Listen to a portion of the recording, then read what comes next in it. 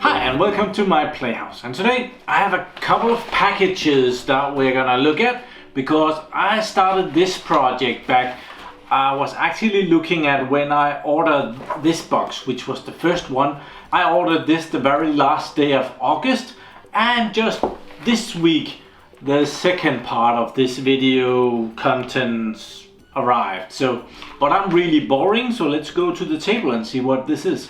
This package, which has been laying around for quite a while, this well, I ordered it back in August. It was a little bit to get here. I actually paid over $50 for this, so this was caught in customs as well, and I would have to have paid at least another 15 bucks to get it into the country, which is always a shame. So we have a SAS connector, we have a USB, mini USB connector, we have warranty card, we have a disc, or so it seems. So it might have been located in this bag, which I have opened. We have some packaging, and we have a box. But I did not buy a disc just to show you a disc. But even though this is kind of special, you can see it has the disc connection here, SATA connector, and a power connector, and right beside that there is a USB connector. That's not normal. So, and I have this tiny little screwdriver that came with something else back in the time. So if we open this up, we will see why this is special.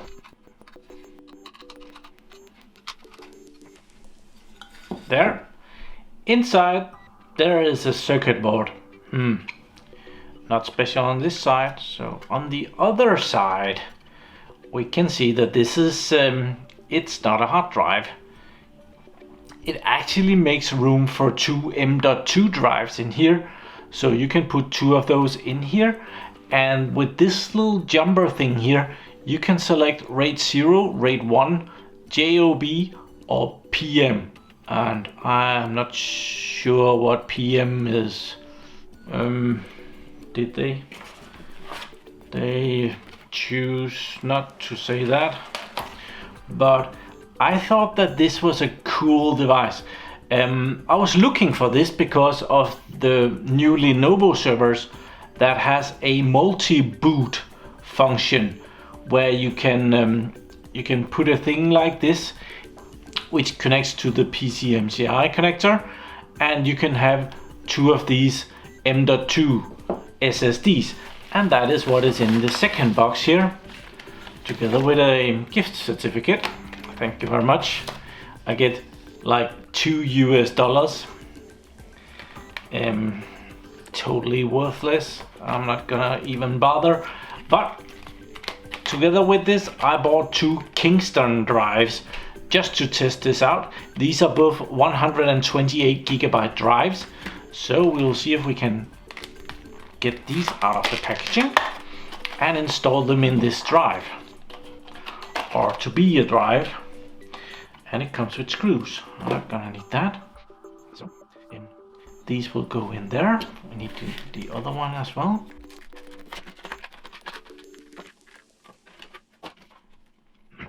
I haven't done a video about KingSpec. It's an okay Chinese brand.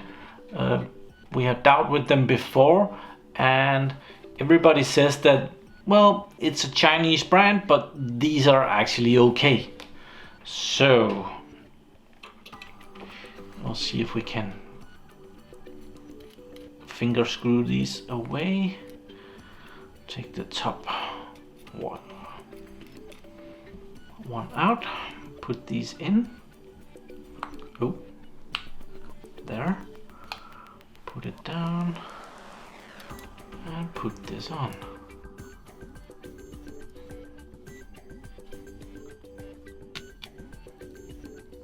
Please note that these are not NVMe drive. They are still M.2 drives, but not NVMe. They are M.2 SSD drives. And they need to go to a SATA connector. And the electronics here, well, it does the RAID configuration, which I explained here. but they also make it available through this USB stick over there. So, but combined, these two are now able to become a redundant hard drive, where if one of them fails, it should be able to use the other one if I choose the RAID 1 configuration.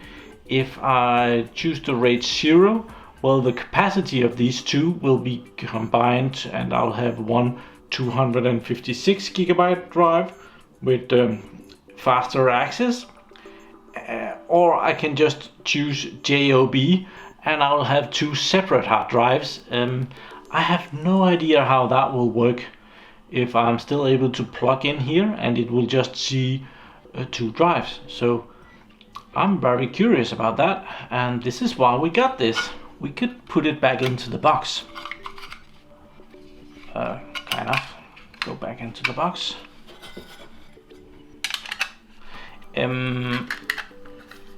I am probably gonna be playing with those jumbers a little bit to see how the different settings works. So I don't want to put the screws in right now. So, but let's go to the computer and try and hook this up through the USB connector and see what the computer says. I just realized better see what the jumper is at right now. So right now the jumper is at RAID 0. So if we put this in, it should add up the two drives. So we're gonna try that. I'm gonna connect it to my trusty old Lenovo Think Center here.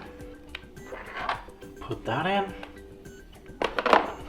Before we do that, I just want to take you around to the computer over here, or the screen actually. Just I have opened up the computer management and gone into hard drive management. I'm hoping that it will pop up in there and that we can configure it, and it will then pop up over there. So I think we will watch this as I put in the drive, and it seems to be a USB 3 connector, so I'm gonna plug it in USB 3 and see if anything happens. There it is. And it sees a 238 gigabyte unallocated drive. So it definitely adds those two M.2 drives up into one, and I can initialize those drives. I don't think we should do that right now. I think we have to try and switch the jumper and see if this will work in RAID 1 as well. And then after that, I also want to see it in JBOD. So let's open up again. Come on, open up. Oh, backside. I have disconnected it. So let's see what the jumper says. To get into RAID 1, I have to move the bottom one over to the other position. There. So now it should be RAID 1. Let's see if that will be correct. There. And I'll plop that in again. We'll go over here and see what pops up. There it is. Oh. There it is. Sorry, I'll remove that one. Now it sees one drive and it's 119.19 gigabytes. So that seems to be a RAID 1 drive right there. Awesome. Cool. Let's disconnect that again. Go back and try and configure this to become a JBOD. Let's see, JBOD is the other way around, so I have to move that jumper over there and that jumper over there. So now I have no idea what will happen now. I'm hoping that two drives will pop up. That's how I think that will work. So we'll pop that in again. There. That was not what happened. It just sees one drive. Unexpected. So apparently the JBOD, just a bunch of disks. It's not the same thing as a RAID 0, where you write to both disks at the same time, but with the JBOD, you actually write to one disk, and then when that is full, you start seamlessly to write on the next disk. So if one disk dies, well, everything on that disk is gone, but you still have whatever was on the first disk, or the other way around. So there is no safety on this, but there is also no safety. Well, there's kind of better safety. You only lose half your data if a JBOD disk dies, except if it's not full. Let's say that it's 10% full and the first drive dies, you lose all of it. So I want to test this a little bit. So I think I will configure this back to RAID 1, and we'll try and put some data on it and try and take out one of the M.2s and see how that will react. Okay, I have configured it in RAID 1. So let's initialize drive 1. Good. Unallocate it. We're gonna create a simple drive here. Use all the space. Use all the defaults. There we are, formatted. It has created a D drive for me. Awesome. So we'll find something to copy to that D drive. To do that the quickest, we should just get something from my C drive. So I want to find some big files. I have an ISO file there, VMware or something. So let's get our D drive. There's the new volume, the D drive. Let's put that over there and copy this over there. Let's see what speed we're at. It's copying with 200 and well, and then it dropped dramatically.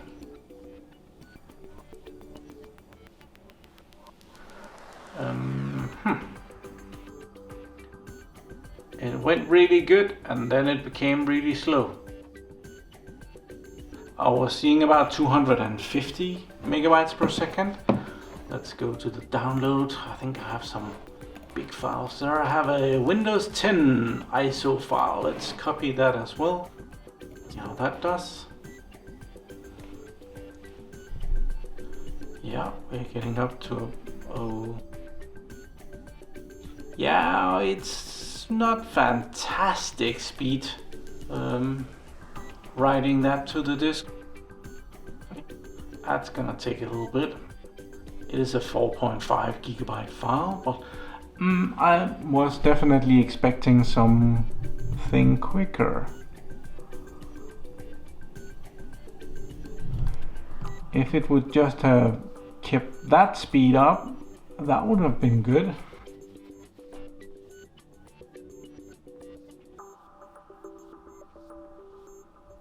Two files copied. The speed was not as cool as I had hoped for. Let's just, for fun and giggles, try and copy this back.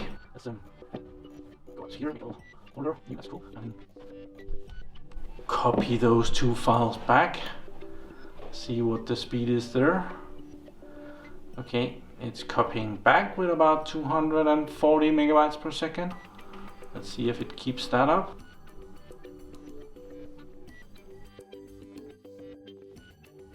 It seems to be working okay to copy the files off the SSD, not as good copying the data into the SSD. This might be it might be weak electronics or something. So I want to check the safety, so let's do that. So let's disconnect this and open it up, and I'll remove one of these. Let's just pick one. It has become a bit hot. So we'll just remove one of them, and it became that one. That one just failed on me. Damn. Well, we still have one, so hopefully our data is secure. There. Plug that in again.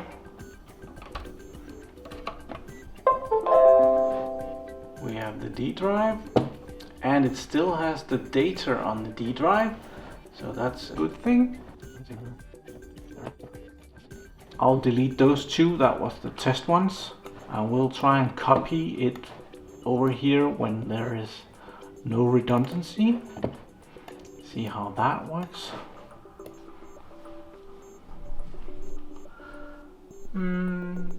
Okay, it looks about the same, 240 to 245 megabytes per second. And it dropped a bit, and it gained a bit. It seems to drop when it changes to copy the other file, and then it's stable copying that file. Okay, cool. So what happens if we copy a file to it and then add the other drive? That would be fun to see. I'll try that. We will go to the download directory and we will let's add this Lenovo ESXi image. Let's copy that. That has been added. Cool. And I will disconnect this again and add the other hard drive. There. Boom, boom, boom, boom. I wonder how it will do that. If it will fuck up badly. This is quite an investment actually. The blue board here, the PCB, that was $50 plus I think $24 in taxes, $25, $30 import crap. The two drives here was just under $100 for the two of them, and then yet another $55 in import crap. So let's put this in. I'm just holding it down with my hand. I don't want it to slip around and short circuit anything, so plop that in. That's gonna be exciting to see. We have our D drive, and there it is. So it still has the last thing I copied over there. I wonder if it's synchronized to the other drive. So what we could do was actually try and remove the other drive and see if it's still there. Remove it again. Open this up. We removed this one, so now I'll remove that one. Don't think we really need to put it in the case. I think this is all fine, so let's pop this in. Some LEDs to indicate something would have been really nice. So we will go and open our D drive again. Oh, where did it go? Does it need the case for something? Okay. I really don't think so, but it has been working fine every time I put it in the case. So I'll put it in the case again and we'll put it back in. That's kind of weird. Okay, have another hunch. Maybe it needs to be in the other position to work, so let's disconnect this and try and put it over into the first position. Let's take this out and put it over here. If that is first position, I have no idea. So, or maybe I just messed it up by copying a different file to it. Might just have ruined $200 of equipment. Okay, now it's in position number 1 again. Let's see if that helps.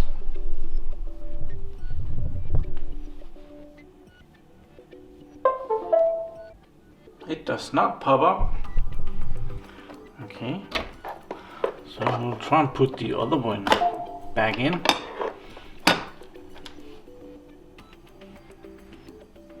See if what happens if we do that.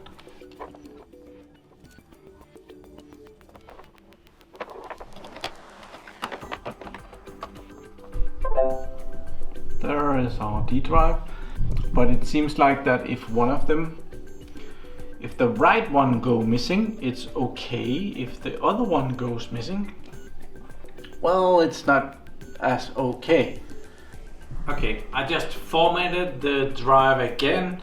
I want to see if it was me tampering, copying that file in, messing up the system for it, if that could have any effect on the redundancy of it.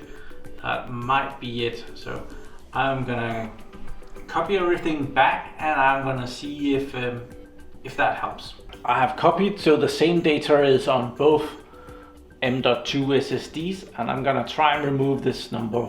Let's just call that number 1. It has been removed, so I'm gonna plug it in again. Let's see if it pops up. It does. Okay. So it must have been me messing up the redundancy with copying one file over to OneDrive and not the other one. So the verdict is definitely, if one of these breaks, don't copy more data to it. And how do you know if one of these breaks? You don't. It doesn't give you any warning or any beeping or any lights or anything like that. So that's a problem. Well, so I'm really not that impressed with the speed that I saw coming out of this. But it might not be this SSD that's the problem. It might be the electronics over there. So I have this that was so generously donated to me by TomTop videos back, and as I remember, this KingSpec 120 gigabytes, where this one is a 128 gigabytes, well, this delivered around 350 gigabytes per second. Might just try and see if I can replicate that. So I have this connected to the computer here. Let's go to the screen. I can see that I already have a Lenovo BOMC on there, an ISO file for updating a Lenovo server. So let's try and copy this ISO file over here and see how that goes.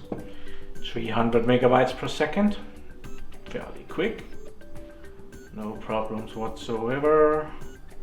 Nice. Let's try and copy the Lenovo image back. 300 megabytes, 200, 250, 270. So pretty good speed. Let's try and replace this 120 gigabyte with the 128 gigabyte and see if that does any different. I have connected this. If you haven't seen the video with this weird thingy here, definitely go check it out. It's kind of a portable hard drive and it's really simple. It has a USB-C connector right there, and the other one is just a USB 3 connector. Okay, it just popped right in there, so we should be able to open up the drive there. Our files are still there, so even though it came out of this device, it maintains the files there, so this is doing a good enough job so that if it breaks, you can actually take one of the cards over to another device and read it from there. So let's try and copy the Lenovo image back onto there, see how that goes. Here we are. 250. Yeah.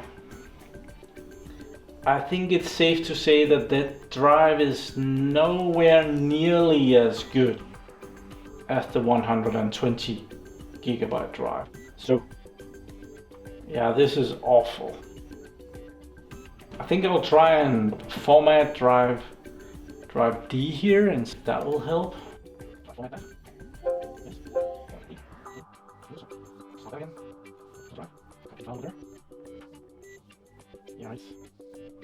It's nowhere nearly as stable as this 120 gigabyte KingSpec one.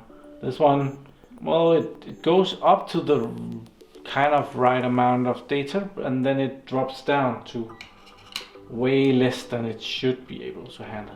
This is only half of what you should get out of a normal spinning hard drive. I got busted there. So it really seems that this is okay. The only thing not really working is the bloody drives. I was too cheap when I bought these, so I bought some crap. I was actually used to these KingSpec being okay-ish because I had seen the performance that came out of this 120 gigabyte drive, which was 350-ish megabytes per second, which is okay over USB. What is the usage for this? Well, I was thinking about using this for a server. Like, I would have 2 drives in here, redundant boot solution, which would be really awesome. You could have 2 drives and you could put it in a nice bay, put it in its box here, mount it in a server, in a standard server hard drive bay, and pop it in a server, and you would actually have 2 M.2 SSDs booting the server, and you would kind of have the same solution as Lenovo has in their newest generation of servers. And I thought that that would be really neat to copy and put in some of their older servers. So I might still do that, but I will probably have to get some new hard drives. That was just another 1,000 Danish crowns out the window. Which is about $150 for those 2. Might complain about that. I think that's ridiculously bad performance. So thank you very much for watching my videos. Do subscribe to my channel so that you can see me again. Links in the description. Have a nice day. Bye bye.